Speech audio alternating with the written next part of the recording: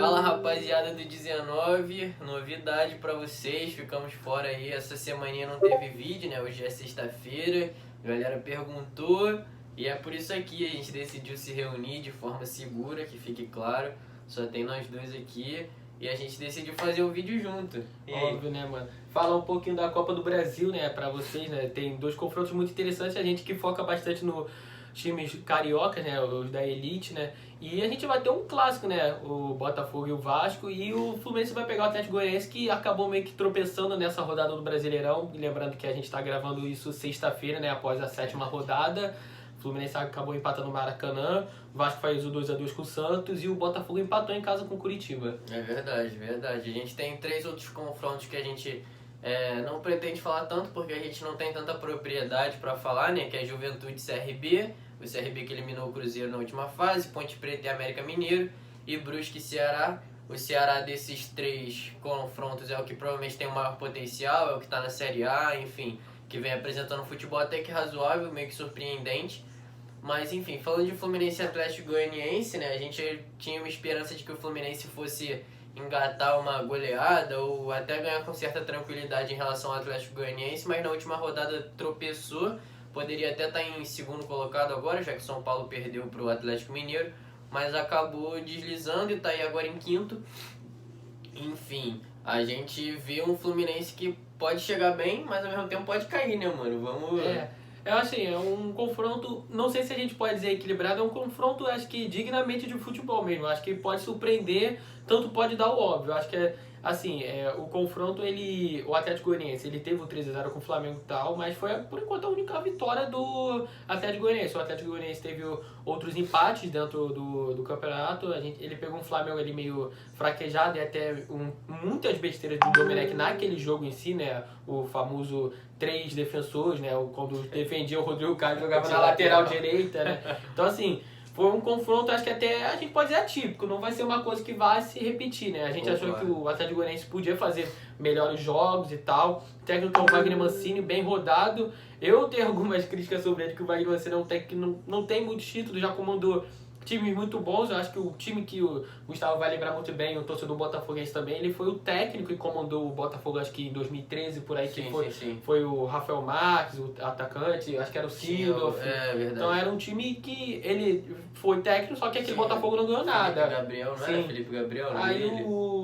mas o Botafogo ganhou nada, mas foi o melhor time, assim, podemos dizer, que jogava bola. Mas eu acho que provavelmente de Fluminense, né? Acho que o primeiro jogo é no Maracanã.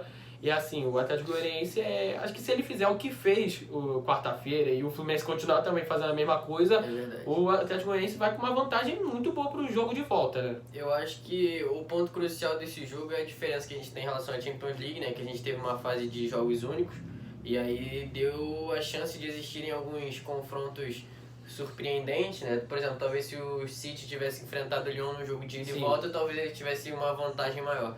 Eu acho que é isso que vai dar essa vantagem ao Fluminense em relação a esses jogos. Eu acho que pelo fato de começar no Maracanã, podendo abrir um placar e no segundo conseguir se segurar mais, ou talvez entrar mais ofensivo, acho que é uma situação que pode dar uma vantagem maior ao Fluminense.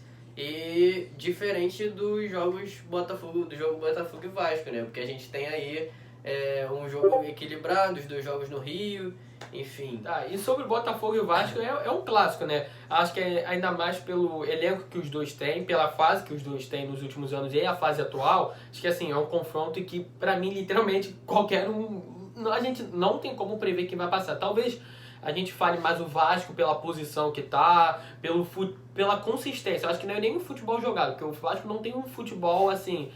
maravilhoso, mas assim, o Vasco tem um futebol regular. O Vasco não tá fazendo partidas decepcionantes. Assim, no máximo aquela contra o Fluminense, que a gente também teve jogadores individualmente falando assim, muito mal, né? Sim, o Felipe Bastos fez uma partida bizarra. O próprio jogo contra o Santos, o Vasco tem muitos desfalques, né? Até pra próxima rodada ainda tem muitos desfalques. Mas tu vê que é um time que tá bem, que tá intacto ali naquilo que a proposta do Ramon, a gente vê que tá ali nos jogadores, independente do elenco que tá jogando. E aí, apesar de sofrer esses desfalques, acho que ele tem essa mínima vantagem em relação ao Botafogo. Mas é aquilo, a gente não vê uma superioridade. Por exemplo, o Fluminense ganha do Botafogo há muitos jogos, o Flamengo ganha do Vasco há muitos jogos, o Vasco ganha do Fluminense há muitos jogos. entre esses dois times a gente tem um equilíbrio muito grande. Então eu acho que acaba ficando muito duvidoso um possível resultado. E aí a gente vai ter que ver nos próximos confrontos, Sim. né? E eu queria falar um pouquinho do Botafogo, né? Assim, lembrando que a Copa do Brasil não tem mais gol fora de casa, né? Eu sempre esqueço disso. Eu achava que até o final do jogo do Vasco Goiás, eu achava que o Goiás ia passar, né? Porque foi 1x0 em São Januário, Sim. aí 2x1 na casa do Goiás, e aí pelo gol fora o Goiás estava passando. Sim. Mas acabou que foi pros pênaltis, né? Então, assim, é um jogo que não tem gol fora e também é os dois jogos no Rio por ser um clássico, né? Então, assim, é muito previsível. E pela parte do Botafogo, como eu falei no início do vídeo, está gravando sexta-feira, o Calou fez a estreia dele, né, contra o Curitiba. Verdade. Só que eu achei meio estranho que o técnico Botafogo, Paulo Tuori, fez, né? Que ele escalou ele no meio campo, né? Ele escalou, fez no meio campo ele, o Honda e o Foster, se eu não me engano, né? Assim, ficou meio O esquisito. Foster que é zagueiro, o Honda que é meia joga de volante. Foi meio esquisito o que ele tentou fazer. Eu acho que assim, ele tá tentando montar um time do Botafogo que tem os seus melhores jogadores. Eu até entendo ele formar um ataque que seja o Pedro Raul, o Luiz Henrique, o Bruno Nazário, assim, tentar botar os melhores jogadores que tem no time. Mas, assim, você abrir a mão de um jogador que é campeão de Champions League, tudo bem que já tem uma idade, mas é um finalizador nato, né? Um pouco uma barra desnecessária. Sim, né? Concordo. Sim, pode... o que ele fez com o Matheus Babi e o Pedro Raul, for fazer os dois atacantes, ele faz o Calou com o Pedro Raul e jogar com 4 meio-campos, mas assim, forçar o Calou no meio-campo acho que não tem condição alguma, ainda mais com o meio-campo do Vasco, que acho que pra mim é o destaque junto com os zagueiros, né? É verdade, a zaga do Vasco muito consistente. Pro Botafogo, que já não tem um ataque muito efetivo, a gente tem visto isso nos últimos jogos. Apesar de ter boas peças, não é muito produtivo, né, ofensivamente.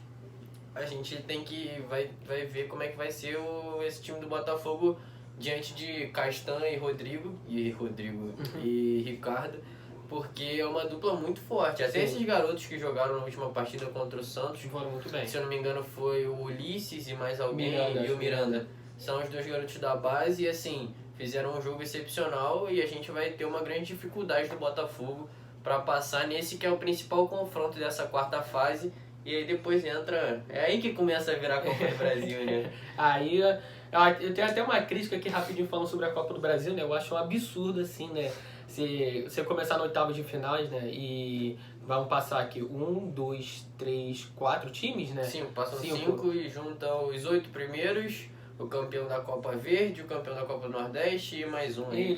E assim, eu acho um absurdo, assim, numas oitavas de finais, nas preliminares só assim, sobrevive 5 times e baseado na temporada passada, assim, reúne inúmeros times que, assim, por exemplo, vocês acham que, assim, o Palmeiras merecia já estar na oitava de final? Você acha o Grêmio tá na beira da zona de rebaixamento e assim, já tá lá, né? Assim, eu acho que é algo que a CBF deveria mudar, né? Não existe isso, assim... é uma condição injusta. É muito injusto. Ainda mais vai ter um sorteio aí, vai cair provavelmente os times mais fortes que mais fácil, sempre acontece isso. A Juventude passa nesse pote e aí do outro lado tem o Flamengo, entendeu? O sonho da Juventude vai por água abaixo de forma... Então, absurdo. Como era antigamente a Copa do Brasil mais equilibrada, né? A gente já viu o Flamengo perdendo o final. Sim, o próprio Fluminense perdendo também pro Paulista em 2005. Então, assim, a gente não tem mais isso. A gente viu os últimos campeões de Copa do Brasil, né? São os times que são copeiros, né? A gente viu o Cruzeiro Grêmio, principalmente, né? Nessa década que eu me lembro, né? Teve o Atlético Mineiro do Tardelli. A gente teve o Flamengo de 2013, que assim, tecnicamente foi até uma surpresa, né? E teve o Palmeiras, mas assim, são times fortes e times grandes. Então, assim, a Copa do Brasil, ela deixou de ser uma competição que deveria ser a competição nacional e de ser a caixa de surpresa, né? Exato. A gente acabou perdendo um pouco da essência da Copa do Brasil, que tem até na FA Cup, se eu não me engano, lá fora, né? Sim. Na Copa da Inglaterra. A gente vê que é um campeonato democrático que começa em jogos praticamente amadores e aí vai numa crescente, é uma coisa muito positiva. Sim. A gente vê muitos destaques, tem a chance de revelar muitos jogadores. E aqui no Brasil essa questão da democracia na Copa do Brasil acabou ficando por água abaixo com alguns fatores que eles implementaram. E aí a gente vai ver como vão ser as próximas fases. Pra terminar, um campeão, chuta. Um campeão pra da ficar Copa registrado, pra ficar registrado do Brasil. A GAF. Cara, o campeão da Copa do Brasil vai ser o Flamengo, cara. O Flamengo, tá bom. Vai ser o Flamengo. Justo. Ah, então eu vou de Fluminense. Tu vai do Fluminense? Vou, Tá bom, vou. campeão da Copa Brasil. Vou vai no ser o Fluminense pra criar uma esperança. Cara, ia ser muito engraçado se o Atlético Goianiense passa. Cara, ia Cara, ser, né? Ia Porque, ser pô, bizarro. mas se o Eu Fluminense... ia quebrar a cara daqui a uma semana, né, mano? Sim, porque se o Fluminense passa e até pega, sei lá, o Palmeiras, não sei, ou até o Flamengo, assim, for eliminado até vai, mas assim... Pegar Pô. o Atlético Goianiense, acho que pra Botafogo e Vasco ficou até menos pior cair Sim. agora, né? Porque Pô, na verdade não, né? É assim, tem esse lado, mas também tem o o lado do assim... clássico. Pô, foi eliminado antes das oitavas Fica na de história, descer, né? fica na história. Pô, quanto tempo eu acho que... Quanto tempo o Botafogo e o Vasco não vai para umas oitavas de Copa do Brasil? Ah, eu não sei. O Nem Botafogo lembro. nas últimas tá passando mal, né? Sim. O caiu até pro... Era Aparecidense o nome? Isso, acho que era isso Foi mesmo. um absurdo, enfim. Vamos ver como é que vai ser. Eu fui de Fluminense na brincadeira, claro. Pra sonhar, pra torcer. Ele foi de Flamengo com a razão, porque o Flamengo de fato é o time mais forte. A gente viu que tá se acertando, enfim. E no meu lado consciente, só pra ter registrado, eu vou de Galo. Eu acho que o São Paulo ele é um cara Verdade. que pode dar uma cara bastante copeira pro Atlético Mineiro. Acho que a gente tem visto isso nos últimos jogos e, enfim, vou de Galo, seja o que Deus quiser aí. E eu vou passar as últimas palavras aqui para terminar o vídeo, né? Aquele like, né? Como sempre, né? Tem que se inscrever também. Comenta aí quem você acha que passa entre Botafogo e Vasco, né? Verdade. Se o Atlético Goianiense pode surpreender o Fluminense, né? E compartilha o vídeo aí, joga no WhatsApp, no Twitter. Então é isso aí, É rapaziada. isso aí, rapaziada. Primeiro vídeo juntos, muito feliz de estar aqui. Vão ter outros agora, a gente pretende fazer uma bateria, já deixar gravado pra ter o que postar durante as próximas semanas. Então, assim, muito obrigado pela moral, deixa o like, se inscreve, como o Mal já falou. E é isso, tamo junto.